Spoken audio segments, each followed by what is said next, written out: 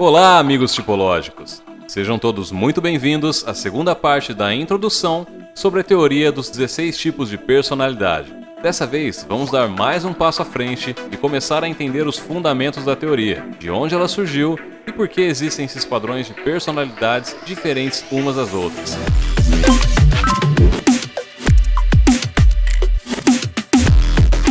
Gostaram do primeiro vídeo? Lá, nós falamos sobre as preferências individuais e o que significam essas letrinhas que tá todo mundo falando. Se você não viu ainda, nós deixamos o link aí para vocês assistirem também. Hoje, vamos falar das funções psicológicas, mais conhecidas também como funções cognitivas. Mas não sem antes de você deixar o seu like no vídeo, se inscrever no canal e ativar o sininho. Se você estiver vendo pelo Facebook, deixe o seu amor também e compartilhe com seus amigos. E aí, já se inscreveu? Então bora pro vídeo! Se você decidiu se aprofundar mais nesse negócio de tipos de personalidade, talvez tenha se deparado com alguma pessoa nesses grupos da internet mandando você estudar as funções cognitivas. Mas o que é isso? E por que isso é tão importante? Bom, todos os 16 tipos de personalidades são formados por processos mentais padronizados, que é o que chamamos de funções cognitivas. Pense como o esqueleto da nossa mente, do nosso tipo de personalidade. E são 4 funções básicas: pensamento, sentimento, sensação e intuição. Você já ouviu falar nesses termos antes, né? Exatamente, lá no nosso vídeo anterior. As funções podem ser extrovertidas ou introvertidas, formando assim um total de 8 funções cognitivas. 2 delas são funções de julgamento, pensamento e sentimento, e as outras 2 são funções de percepção, intuição e sensação. Percebeu onde isso vai chegar? Exatamente, essa é a estrutura que formou depois os 16 tipos de personalidade.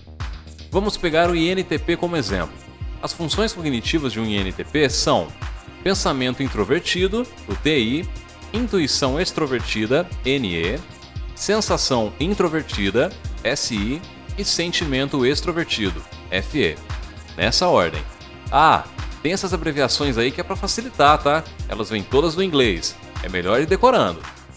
Perceba que o INTP tem todas as 4 funções primordiais dentro dele: pensamento, intuição, sensação e sentimento, revezando entre extrovertidas e introvertidas, sendo a primeira a função mais forte e a última a mais fraca. Todo mundo tem todas as funções na mente, variando a ordem e a intensidade. Todas elas muito bem definidas na teoria, com toda a dinâmica de como elas funcionam. Mas antigamente, os 16 tipos eram apenas 8, e Carl Jung chamava o INTP apenas de o tipo pensamento introvertido, junto com o ISTP. Ambos são guiados por um pensamento introvertido, que é a sua função dominante. E foi assim que ele notou na época que certos tipos de pessoas funcionavam, com padrões mentais mais fortes em uns e mais fracos em outros. A teoria se desenvolveu e sabemos muito bem que INTP e ISTP são pessoas bem diferentes. Então, 16 personalidades conseguem englobar muito mais gente. Na verdade verdadeira, as combinações podem aumentar para 32 ou até muito mais, como algumas outras vertentes sugerem. Mas todas as teorias junguianas usam como base essas funções cognitivas primordiais. Não se preocupe se acha difícil se encaixar em algum tipo. Isso é apenas uma teoria, e nós estamos aqui para ajudar você a se entender melhor.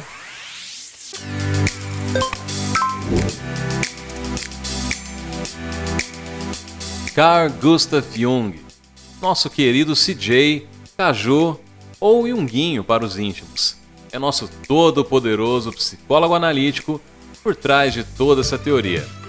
Foi ele quem criou esses termos que todo mundo já ouviu falar alguma vez na vida, como extrovertido, introvertido e arquétipos. E em 1920, Jung publicou sua obra mais importante, Os Tipos Psicológicos, e definiu tudo isso daí que a gente falou, mas claro, de forma muito mais complexa do que a gente está mostrando aqui. Estamos explicando para vocês de forma bem simples, ok? Então, cada uma das 4 funções cognitivas podem ter atitude extrovertida. Focam no mundo exterior e todo o ambiente fora da nossa cabeça, como objetos, pessoas, eventos e etc.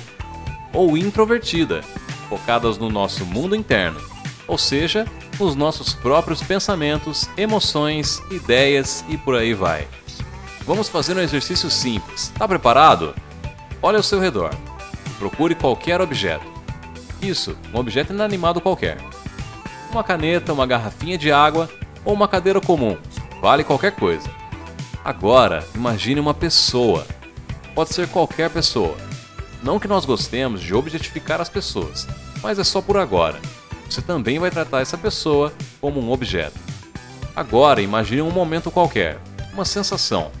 Como, por exemplo, se divertir numa festa, estar junto com os amigos e por aí vai. Isso também será um objeto só por enquanto, ok? Por último, imagine uma dúvida qualquer, um questionamento. Onde foi que eu deixei meu carregador? Ou, será que eu esqueci o fogão ligado? Isso é uma intuição, certo? Você também vai chamar essa intuição de objeto.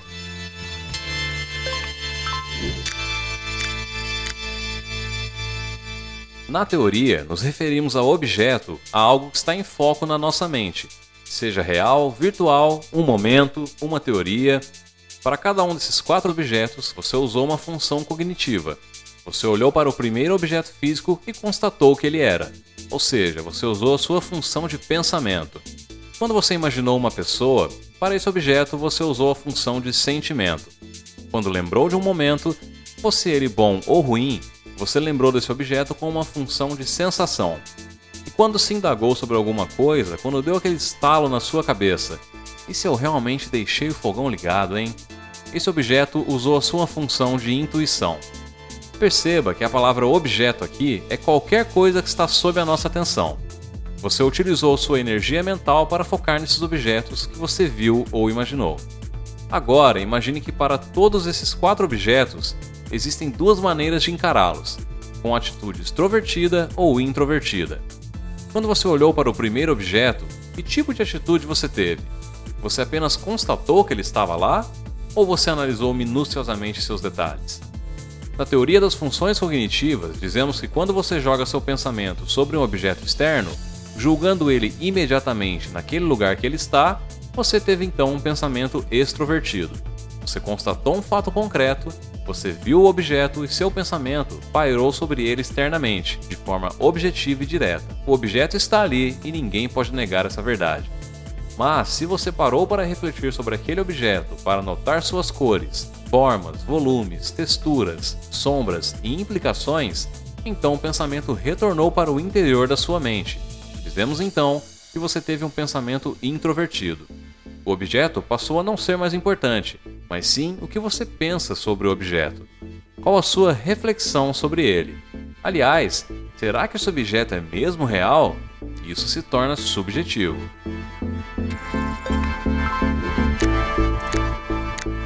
As mesmas 2 atitudes podem ser colocadas nas outras funções cognitivas. Quando falamos de sentimento extrovertido, estamos falando de todas as relações afetivas que temos com as outras pessoas, nossa etiqueta social, como lidamos com os grupos e com a sociedade em geral, pois estamos lidando com sentimentos que pairam sobre as pessoas fora da nossa mente. Já no sentimento introvertido, estamos lidando com valores única e exclusivamente pessoais, nossa autoimagem e nossa individualidade. Para quem tem sentimento introvertido, pouco importa o que a sociedade pensa, mas sim o que você sente que é correto lá no fundo do seu coração. Portanto, essas 2 funções que falamos agora, pensamento e sentimento, têm um caráter de julgamento, pois julgamos objetos que observamos de forma avaliativa na forma de um pensamento ou de um sentimento, seja com atitude extrovertida ou introvertida. É importante ressaltar que essas 2 funções são opostas uma à outra.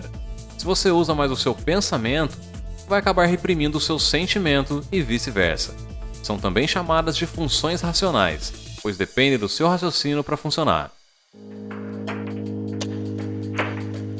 As outras 2 funções restantes são a sensação e a intuição. E elas funcionam como uma espécie de percepção, seja uma percepção sensorial ou intuitiva. Elas não dependem do seu raciocínio para funcionar, simplesmente acontecem, ou seja, são funções irracionais, também chamadas de funções perceptivas. Você percebe os objetos através dos seus 5 sentidos físicos ou através do seu instinto, ou melhor, intuição, quase como um sexto sentido. E agora, meu nobre ouvinte, eu te pergunto, como que funcionam essas funções perceptivas? A sensação extrovertida pode até ser chamada de função do prazer. Ela ignora completamente qualquer tipo de reflexão, está focada no prazer e diversão imediata, está em busca do melhor que os 7 pecados podem proporcionar. Lembram dos nossos exemplos de objetos?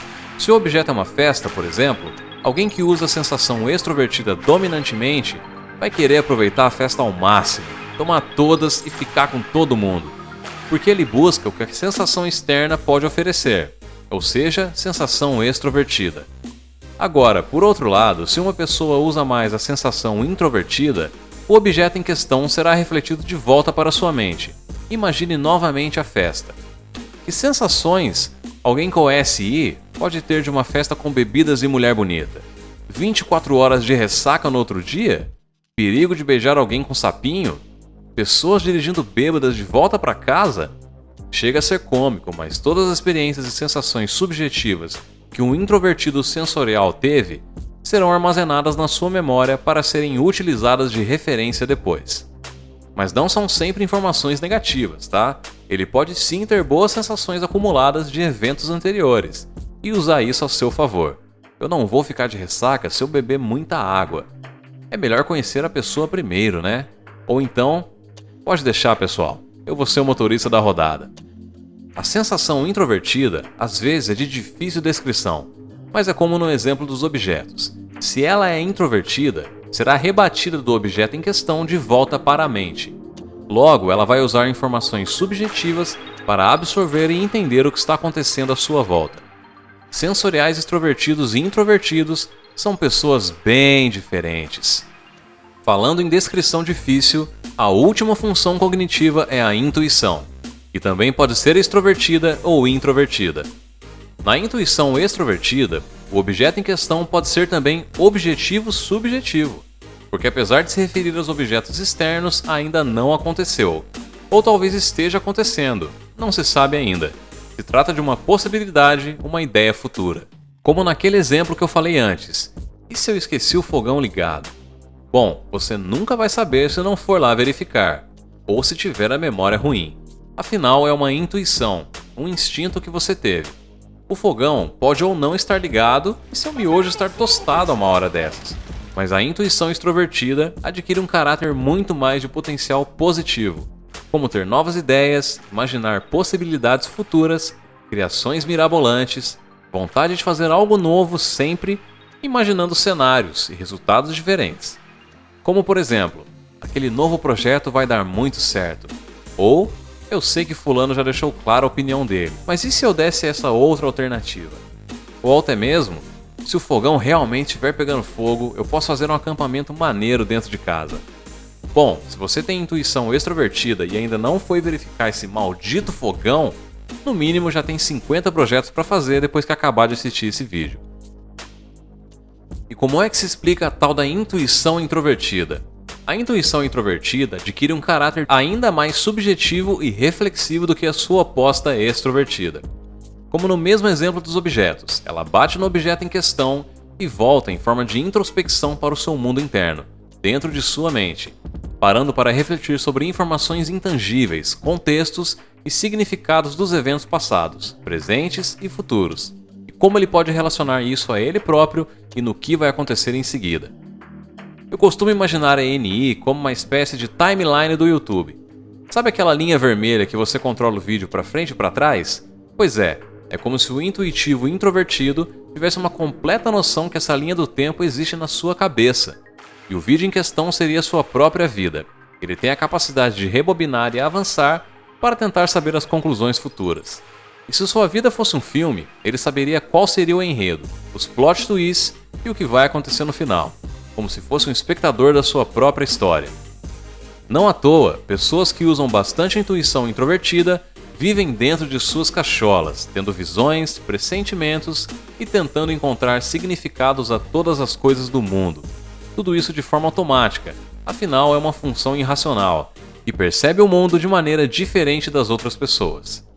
Só dentro do tema da intuição, eu poderia aqui ficar falando um bom tempo de simbologias e o incrível conceito por trás do inconsciente coletivo. Mas isso fica para outro dia. Essas duas funções cognitivas, sensação e intuição, são opostas uma à outra também. Enquanto uma vive no mundo real e presente, sentindo e percebendo os objetos à sua volta, a intuição está no mundo das ideias e concepções, percebendo os detalhes que estão nas entrelinhas dos objetos, absorvendo informações de forma automática, sem julgamentos, apenas em forma perceptiva.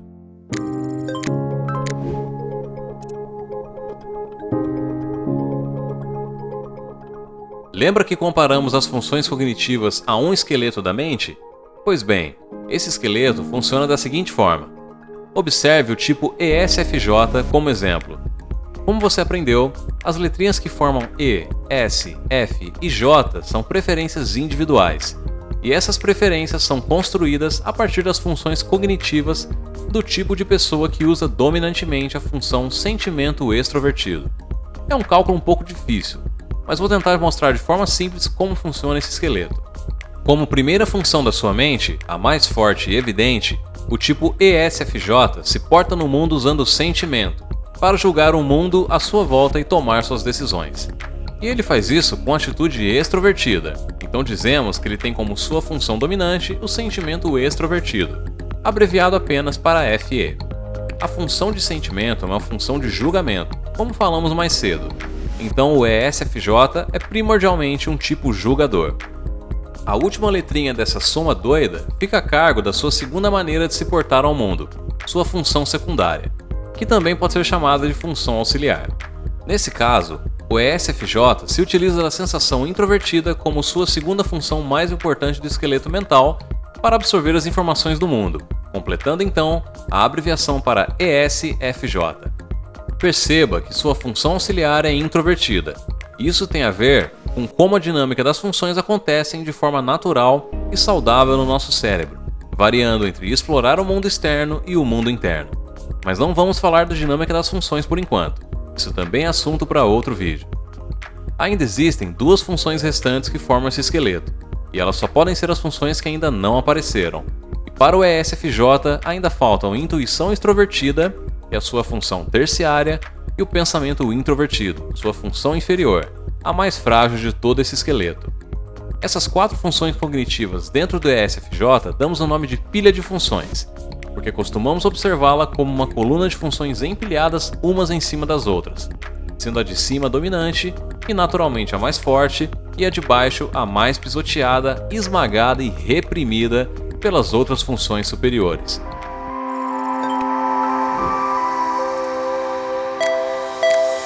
Nos introvertidos, essa configuração é ligeiramente diferente. Vamos mostrar o INTJ como exemplo. O INTJ tem como função dominante do seu ego a intuição introvertida, abreviada para NI.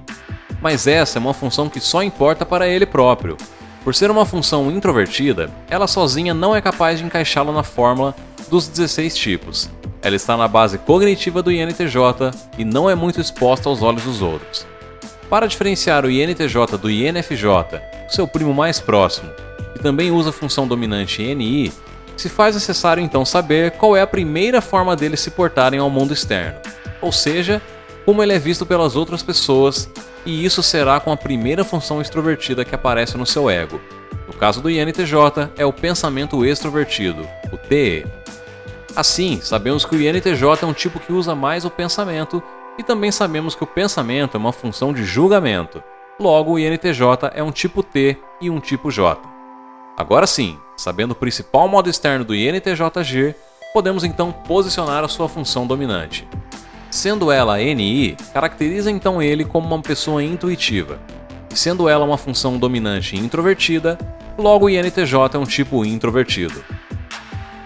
As últimas duas funções restantes são sempre as mais apagadas do seu ego, que são o sentimento introvertido, FI, e a sensação extrovertida, SE, completando assim o pacote INTJ. Conseguiu entender? Eu sei. São fórmulas quase matemáticas, mas com decoreba e muito treino, eu tenho certeza que você consegue aprender.